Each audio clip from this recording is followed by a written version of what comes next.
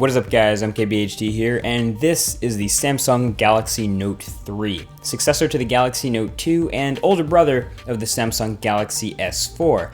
And this is a phone that takes a little bit from both to combine into a really unique, interesting Samsung flagship device. So first things first, yes, this is a large device. It has a 5.7-inch 1920 by 1080 AMOLED display, but it's packed into a body that's both thinner, lighter, and narrower than the Galaxy Note 2. It fits in its footprint, and it has a larger battery. So when you consider all that, this phone is actually more compact than its predecessor. But nevertheless, it's a bigger than average phone, and that makes it a two-handed device for most people.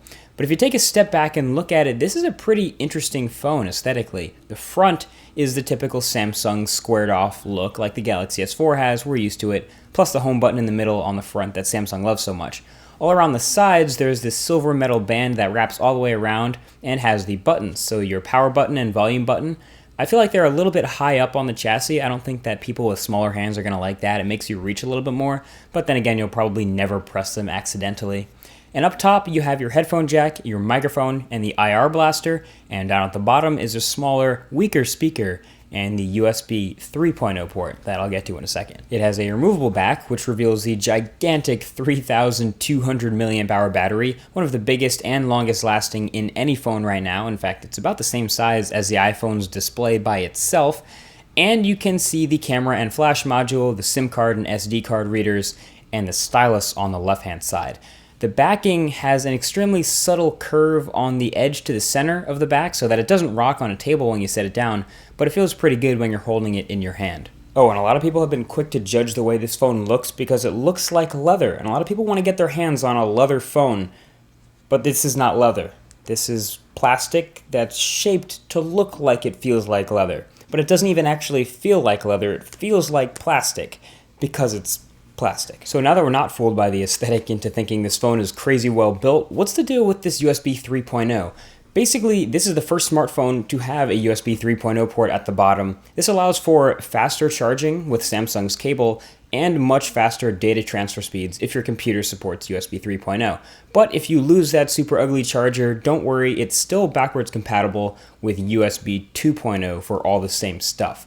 Anyway, inside this device is an absolutely ridiculous spec list. This is the octa-core version here, so it has a 1.9 GHz quad-core processor and a 1.3 GHz quad-core processor, and it's got 3 GB of RAM. So that would lead you to believe that the Galaxy Note 3 is a monster performer, and it is. It handles just about any application I throw at it, both regular and everyday, and even heavy testing with just ease. Its graphic performance was smooth in gaming, responsive to my finger and stylus input, they were both fantastic, and scrolling around larger web pages and heavy applications was smooth on most devices. You may have heard that Samsung has been known to sort of ramp up the CPU cores when it detects that you're running a benchmark application, so I am done with showing benchmarks on Samsung devices, but you can trust me, not only is this device fast, but it shows off how fast it is.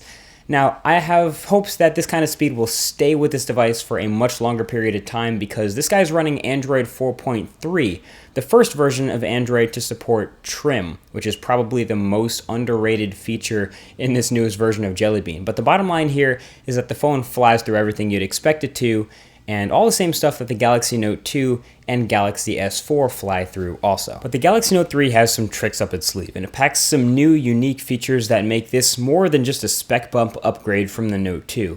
And no, I'm not talking about an extra color option or anything like that. This is part of the Note line, so a big deal with this device is this stylus. The Note 3 stylus is redesigned from the one in the Note 2, so it's a little more square, it fits in the phone upside down or right side up. It can also now click the capacitive menu and back keys on either side of the home button, and it comes with some new software features built into the phone to make it more useful but less obtrusive. So now when you take the phone out, you take the stylus out of the phone while the screen is on or off, you'll get a small circular window that pops up with the most commonly used TouchWiz stylus features that you can hover over to read and then single tap on for easy access. I'm not a huge stylus user myself, but when I do use the stylus, when I actually take it out the phone, I usually know exactly what I want to do with it. So the pop-up window actually made it really quick and easy to get the stuff done that I wanted to get done. Now there's another feature in the Galaxy Note 3 that Samsung insists on including in every new Galaxy device, and that's S-Voice. And it's, of course, present here in the Galaxy Note 3. It's still not that great. It's still not even close to Siri or Google Now, but they've added another feature for the Galaxy Note 3 where you can interact with it while the display is still off, sort of like the way you can on the Moto X. With the Moto X, you would say, "Okay, Google Now," because it uses Google Now. But since this uses S-Voice, it responds to, "Hi, Galaxy. Weather."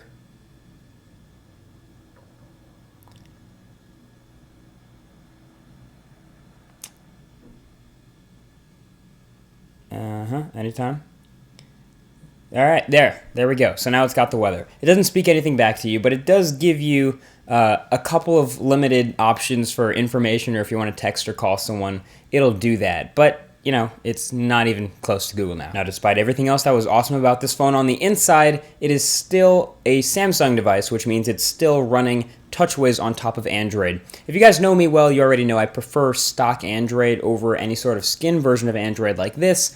But TouchWiz still has its faults. It still has occasional jank. It still has the occasional hiccup and weird stutter that it really shouldn't have on a device with awesome specs like this. But I don't want to make it sound like Samsung's skin is all garbage, because it's not. There are some features that I actually really like in it. I like the Flipboard-powered My Magazine app that can pop up from the bottom of the screen and aggregates all your social news, kind of like BlinkFeed on the HTC One. I like having the quick toggles above the notification bar and the immediately available brightness toggle. That's something I've gotten used to having. I also like the multi-window feature and how much better it's getting with every update. I mean, at this point, you can have 2 apps running in the background and one over top of all of them. I mean, you can multitask in your multitasking while multitasking. Okay, it's pretty awesome. I mean, it's just obvious that Samsung threw every single possible feature they could into this device, just like they did with the Galaxy S4, everything but the kitchen sink, in hopes that something will get you to like it enough to buy it, a familiar strategy. But using the Galaxy Note 3, there are 2 major things that I notice are the biggest improvements over the Note 2. One is the display. It's a 5.7-inch 1080p display, so that gives it a super sharp pixel density of 386 pixels per inch, and it's an AMOLED display, and it's not a Pental matrix, and it gets super bright and it has great viewing angles. It's super sensitive, and it gets almost edge to edge on the display. So it's not quite edge to edge, but it's easily one of the best screens on any mobile phone, right alongside the LG G2 and the HTC One, top of the class, and it's easily the Note 3's best physical asset. The other is the camera. The Note 3 is outfitted with a new 13 megapixel camera, and you'll probably recognize that from the Galaxy S4. So you'd expect the pictures to look about the same way as the Galaxy S4 pictures do, but they don't. There's some very updated image processing going on with the Galaxy Note 3, some very aggressive sharpening, some noise reduction, and they almost make the shots look a little bit over-sharpened and over-processed, which is a look that some people like, and it'll work with some shots, but it's not always my favorite. I'll leave a gallery of the full-size test shots that I took in the link right below that like button, so if you want to check them out, basically the full-size shots will get you a better idea of how they look. I think the pictures the thing takes are in a league of their own. It's super fun to shoot with, especially because the viewfinder is that whole 5.7-inch display, and the performance in regular light is pretty stellar, dynamic range is pretty good, and sharpness, like we said, with that 13 megapixel sensor is quite good. But you can check all that out for yourself. And in terms of video mode, the Snapdragon 800 version of the Galaxy Note 3 that'll be sold in the United States will shoot 4K ultra high definition video. So that is just insanely sharp. You'll probably never be able to share it with anyone who will be able to watch it in native 4K, but I mentioned earlier that I would have liked to have seen optical image stabilization in the Note 3's camera to smooth out that 4K video, but that's about the only downside to the camera. So when you think about it, a lot of the Note 3's best features, besides the stylus functionality, come from the Galaxy S4, so it'll keep being this way as long as the Galaxy S line is updated before the Galaxy Note line every year. So you'd want to make sure the Note's advantages over the S4 are very clear and very strong.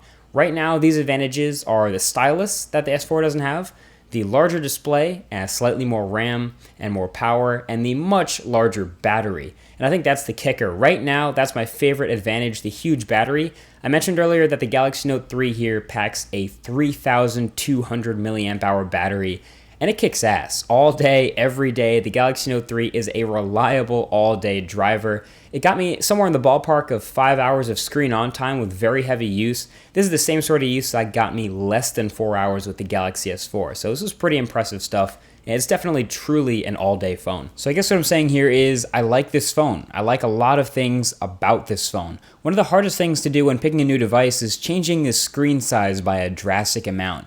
But once you go big, you never really go back. Once you get used to a phone with a display like this, you'll never look at the smaller devices the same way again. I can guarantee you that. The Note 3 is one of those phones that isn't revolutionary, and it isn't obviously the best phone out there or anything like that. But it's pretty damn good in every single department that could possibly make a phone good. It's not perfect. It has its quirks. It's definitely not perfect. It has the weird plastic backing material. It still has its settings menu that is so messed up that Samsung decided to throw in a search box. I mean, it's definitely not perfect, but you could almost not care when you hop into your favorite applications and see how much more space you have and how much more smoothly they run. The experience is what really matters, and this is an awesome experience device. In conclusion, the Galaxy Note 3 is one of my favorite phones of 2013, and it's going to be really difficult to move from a smaller device like I was using before, like the Moto X, to something like this. But again, we've talked about this before, I easily get used to a device like this. I came from something the size of a Galaxy Note 2, so this isn't really all that big feeling in my hands. And a lot of people who have been using a big device like this will say the same thing. It looks really big at first, but once you get used to using it, it feels like a totally normal-sized phone. That being said, that's about it for this review of the Galaxy Note 3. If you have any questions at all, feel free to leave a comment right below that like button. And speaking of the like button, do feel free to hit that thumbs up. It helps us out a lot here. Thank you so much for watching, and I will talk to you guys in the next video. Peace.